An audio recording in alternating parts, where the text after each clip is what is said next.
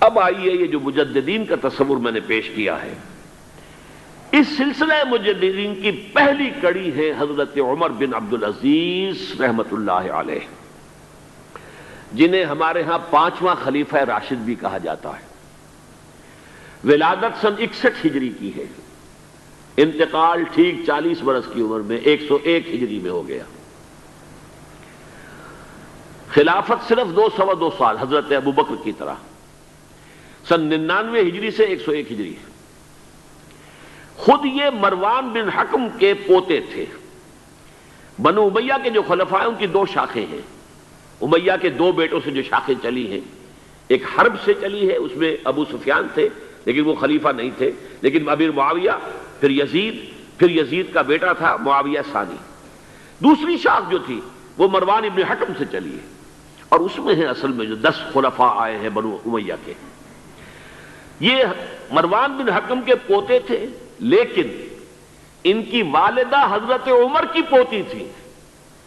یہ جو امتزاج ہوا ہے، یہ جو حضرت عمر فاروق رضی اللہ تعالیٰ عنہ کا خون ان کی رگوں میں پہنچا ہے، اب وہ بڑا مشہور واقعہ ہے، دلچسپ واقعہ ہے کہ حضرت عمر ایک روز اپنی رات کی گشت پر تھے، جو آپ خبر گیری کے لیے رات کو سفر کرتے تھے شہر کے اندر، تو آپ نے دیکھا small hours of the morning, صبح کا فجر سے کچھ وقت پہلے کا وقت ہوگا، ایک گھر میں سے آواز آ رہی ہے ماں بیٹی کی گفتگو کی۔ ماں نے کہا بیٹی بکریوں کا دودھ نکال لیا، دہو لیا؟ کہ ہاں امی۔ اچھا اس میں کچھ پانی ملا دو۔ انہوں نے کہا امی آپ نے سنا نہیں، خلیفہ نے منادی کرائی تھی کہ دودھ میں پانی ملانا غلط ہے، ہرگز کوئی پانی نہ ملایا جائے۔ ماں نے کہا تو بیٹی خلیفہ یہاں کوئی موجود ہے، کوئی دیکھ رہا ہے، پانی ملا دو۔ بیٹے نے کہا کہ امی خلیفہ نہیں ہے، اللہ تو موجود ہے، اللہ تو دیکھ رہا ہے۔ حضرت عمر نے وہ بات سن لی، اس گھر کو آپ نے تاک لیا اور جا کے اپنے بیٹے عاصم سے کہا کہ وہاں رشتہ کر لو۔ وہ ہے لڑکی پھر جس کے نسل سے یہ حضرت عمر بن عبدالعزیز یہ پیدا ہوئی۔ تو یہ در حقیقت پوتی ہے حضرت عمر فاروق کی، ان کی والدہ ام عاصم، اور یہ خود پوتے تھے مروان بن حکم کے۔ اور جو 8واں خلیفہ تھا بنو امیہ کا سلیمان، اس کی وصیت کے مطابق یہ خلافت ان کو ملی تھی۔ اب آپ ذرا یہ سوچئے، جائزہ جو ہمیں آج لینا ہے، اس وقت تک دین کے اوپر کون سے گرد و غبار آئے تھے کہ جن کو حضرت عمر بن عبدالعزیز نے صاف کیا؟ ابھی 100 برس بھی نہیں ہوئے حضور کے انتقال کو، ابھی یہ 90 برس ہو گئے ہوں گے یا 80-85 برس ہو گئے۔ عقائد میں کوئی ٹیڑھ نہیں آیا، ابھی کوئی یونان کا فلسفہ نہیں آیا، ابھی کہیں کوئی منطق نہیں آئی، کچھ نہیں آئی۔ عقائد سیدھے سادہ جو عربوں کے تھے وہ ہیں۔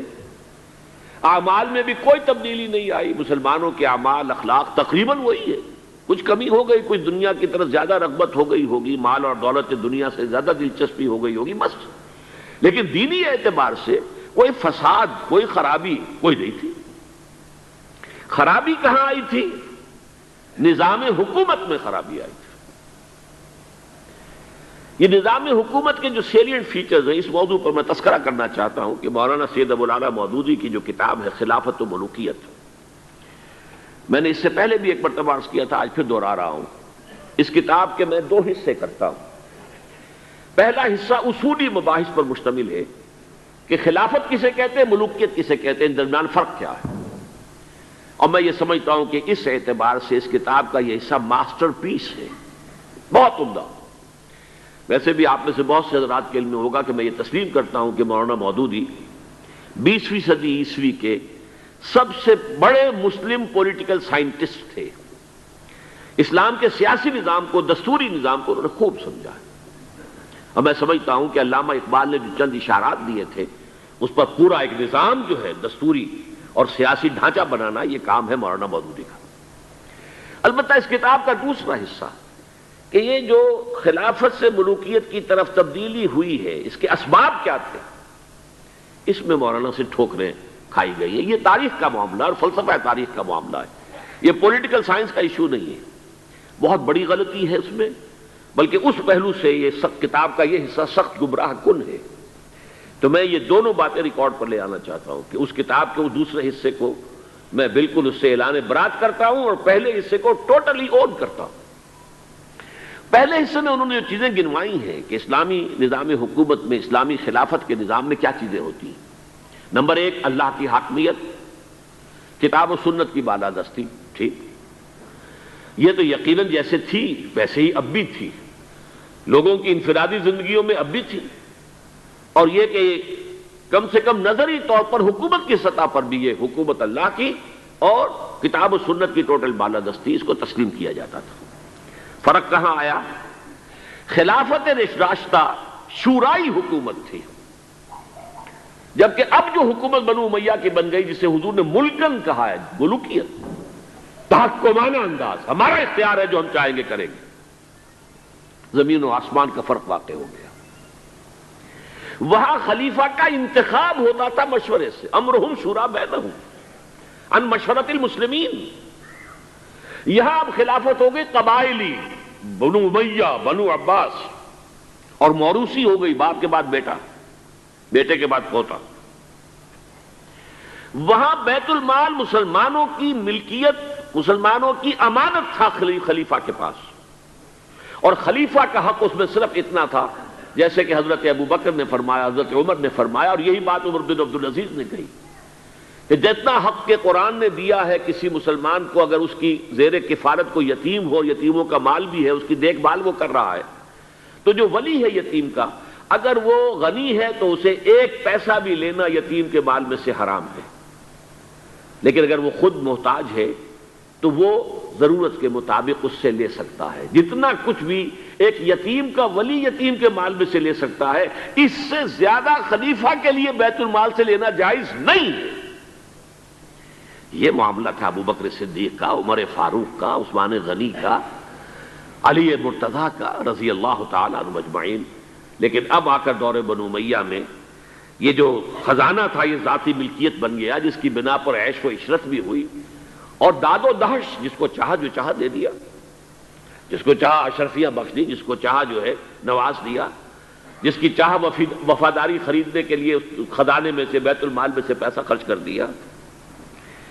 پھر عوام کے حقوق، یہ جو آپ کو ہیومن رائٹس کا تصور آج ملتا ہے دنیا میں، کسی شخص کو محض شبے کی بنیاد پر گرفتار نہیں کیا جا سکتا، اظہار رائے کی پوری آزادی ہے، ایک عام آدمی بھی خلیفہ وقت کو ٹوک سکتا ہے کہ یہ کرتا آپ کا کہاں سے بن گیا، یہ تو ان یمنی چادروں کا بنا ہوا ہے کہ جو مال غنیمت میں آئی تھی، اور ہر مسلمان کو جتنا ٹکڑا بنا اس سے کرتا نہیں بنتا۔ آپ کا کرتا ہم دیکھ رہے ہیں، آپ نے اس یمنی چادر کا بنا ہوا کرتا پہنا ہوا ہے، ہاؤ کم، کیسے بن گیا؟ آپ ہم میں ہے بھی طویل القامت انسان۔ اور حضرت عمر ناراض نہیں ہوئے کہ مجھ پر میرا ذاتی معاملہ ہے، بلکہ کہا حضرت عبداللہ ابن عمر سے اپنے بیٹے سے کہ بیٹے آپ وضاحت کر دیں۔ ان کا کہ نہ میرا کرتا بن رہا تھا نہ ابا جان کے، میں نے اپنا حصہ جو ہے کپڑے کا وہ بھی ابا جان کو دے دیا۔ ان کا ٹھیک ہے، الآن نسمع و نطیع، جی اب فرمائیے، ہم سنیں گے، اطاعت کریں گے۔ وہ حزب اختلاف کا وہ رول نہیں تھا کہ خواہ کچھ بھی ہو مخالفت کرنی۔ ایک بوڑھی عورت ہے وہ ٹوک رہی ہے، عمر تم کون ہوتے ہو ہمارے حق مہر کے اوپر حد بندی کرنے والے؟ سیلنگ اس سے زیادہ نہیں ہوگا، تم کون ہوتے ہو؟ قرآن میں تو اللہ نے قنطار کا لفظ استعمال کیا، ڈھیروں مال دیا ہو اگر مہر میں، تب بھی اگر طلاق دیتے ہو تو تم واپس لینے کے حقدار نہیں ہو۔ حضرت عمر نے تسلیم کیا کہ آج ایک عورت نے عمر کو دین سکھایا اور اپنا آرڈیننس واپس لے لیا۔ یہ نظام حکومت، یہ مساوات کے سفر کر رہے ہیں۔ بیت المقدس کا سفر کوئی 50-100 میل نہیں ہے، 700 میل کا سفر، دق و دق صحرا کا سفر، اور ایک خادم، ایک اونٹ، اس پر باری باری بیٹھ رہے ہیں، جس لیے کہ 2 آدمی بیک وقت نہیں بیٹھ سکتے، سارا راشن بھی اسی اونٹ پر ہے۔ ایک منزل خلیفہ اوپر بیٹھے ہیں تو خادم جو ہے نکیل پکڑ کر آگے چل رہا ہے، اگلی منزل میں اب خادم اوپر بیٹھا ہے اور خلیفہ جو ہے نکیل پکڑ کے آگے چل رہا ہے۔ یہ مساوات، یہ تھی خلافت راستہ۔ ظاہر بات ہے کہ اب صورتحال تبدیل ہو گئی۔ پہلے ملک جو تھا وہ اللہ کا تھا، اب ذاتی جاگیر بن گیا، اور اس ذاتی جاگیر میں سے جاگیریں دے دی گئی اپنے خاندان والوں کو، بنو امیہ کو سب سے بڑھ کر، اپنے جو بھی اور وفادار ہیں، جو بھی اور حمایتی ہیں ان کو۔ اس کے علاوہ جس کے لیے حضور نے اسے ملکن اعظم کہا ہے، ملکن اعظم، افزا یعوذ کہتے ہیں دانتوں سے کاٹنے کو، کاٹ کھانے والی، کٹ کھنی، جیسے کاٹ کھانے والا کتا ہوتا ہے، کٹ کھنا کتا، تو یہ کٹخنی ملوکیت اس کے لیے نوٹ کیجئے، اسی دور میں حضرت عمر بن عبدالعزیز سے پہلے اسی دور بنو امیہ میں سانحہ کربلا ہوا، عظیم ترین سانحہ. پھر واقعہ حرہ ہوا، 3 دن تک مدینے کو حلال کر دیا گیا فوجیوں کے لیے، جس طرح چاہو لوٹو، جس طرح چاہو عصمت دری کرو، جو چاہو کرو، مال عزت سب تمہارے لیے جائز. مسلمانوں کے ہاتھوں ہوا یہ، اور مدینے کا ہوا، مدینے کا شروع ہوا. پھر اسی دور میں حضرت عبداللہ ابن زبیر کی شہادت ہوئی سن 73 ہجری میں. پھر حجاج ابن یوسف جیسا ڈکٹیٹر اسی دور میں تھا. سینکڑوں تابعین کو جس نے ذرا کوئی بات کہہ دی، جس کے بارے میں ذرا اندیشہ ہوا کہ یہ جو بھی اس وقت کی حکومت ہے اس کے خلاف کوئی بات کہہ رہا، گردن اڑا دو. کوئی پوچھ تاچھ نہیں، کوئی مقدمہ نہیں، کوئی الزام لگا کر ثبوت دینے کی کوئی ضرورت ہی نہیں. سینکڑوں تابعی. اسی دور حکومت میں محمد ابن قاسم جو یہاں ملتان تک چل کر آ گیا تھا رحمت اللہ علیہ، اور اب وہ ارادہ کر رہا تھا آزاد کشمیر کی طرف، پہاڑی علاقوں کی طرف جو ہے وہ فتح اور کشمیر کی طرف جانے کا، واپس بلا کر شہید کر دیا گیا. کیوں؟ بہت پاپولر ہو گیا تھا محمد ابن قاسم. ہندوؤں نے اس کے بت بنا کر اپنے مندروں میں رکھ لیے تھے پوجنے کے لیے. یہ تو اوتار ہے، در جوانی توبہ کردن سیوائے پیغمبری. یہ نوجوان اور اتنا نیک، ان کے لیے تو کوئی قیاس کے قابل بات تھی نہیں. اوتار، وہ تو فوراً اوتار مانگتے ہیں نا. پھر بت بنا کے مندروں میں رکھ دیے گئے. اندیشہ ہو گیا. ملوکیت کو ہمیشہ خطرہ ہوتا ہے. کوئی شخص ذرا پاپولر ہونے لگے تو کان کھڑے ہو جاتے ہیں کہ ہمارے لیے خطرہ بن جائے گا، لہذا شہید کر دیا گیا. موسیٰ ابن نصیر کے ساتھ یہی ہوا ہے، جن کے ایک جرنیل طارق ابن زیاد نے عثمانیہ فتح کیا ہے. بوڑھے جرنیل کو بلا کر سارا دن دھوپ میں کھڑا رکھا گیا ہے، یہاں تک کہ وہ بے ہوش ہو کر گرا ہے. حالانکہ اس کی وجہ سے شمالی افریقہ کے بڑے علاقے فتح ہوئے، اور انہی کے جرنیل تھے طارق ابن زیاد. یہ ہے وہ کاٹ کھانے والی صفت جو ہے ملوکیت کی. ملکن عاضا. حضرت عمر بن عبدالعزیز نے کیا کیا؟ دیکھیے، ان کا تجدیدی کارنامہ صرف 3 نکات پر مشتمل ہے. یہ میں بتا چکا ہوں آپ کو. ابھی نہ عقائد میں کوئی کجی آئی تھی، نہ اعمال میں کوئی خرابی آئی تھی. عوام کے حکومت کے نظام میں تبدیلی ہوئی تھی. اب موروثی ہو گئی تھی اور تحکمانہ ہو گئی تھی. خلیفہ جو ہے وہ موروثی یا نامزد ہوتا تھا، اور یہ جاگیر بن گئی تھی اپنی ذاتی، بیت المال. انہوں نے 3 ہی کام کیے. نمبر 1، ان کو خلافت ملی تھی اصل میں سلیمان جو ان سے پہلے خلیفہ تھے ان کی وصیت کی بنیاد پر.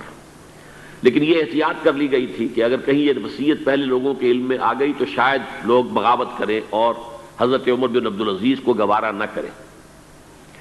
لیکن یہ کہ انہوں نے یہ کیا، جو اس وقت کے ذمہ دار لوگ تھے، کہ پہلے وصیت لا کر وصیت پر بیعت لے لی گئی کہ یہ وصیت ہم تسلیم کریں گے. ابھی سلیمان کے انتقال کی خبر بھی نہیں دی گئی، اسے بھی چھپا کر رکھا ہوا تھا. اس کے بعد وصیت کھولی گئی اور حضرت عمر بن عبدالعزیز، اور اعلان کیا گیا کہ سلیمان کا انتقال ہو گیا. تب لوگوں نے بیعت کر لی، کیونکہ بیعت تو کر چکے تھے، وصیت کی بیعت کر چکے تھے. اس وصیت میں سے عمر بن عبدالعزیز برآمد ہو گئے تو وہ بیعت خود بخود ہو گئی.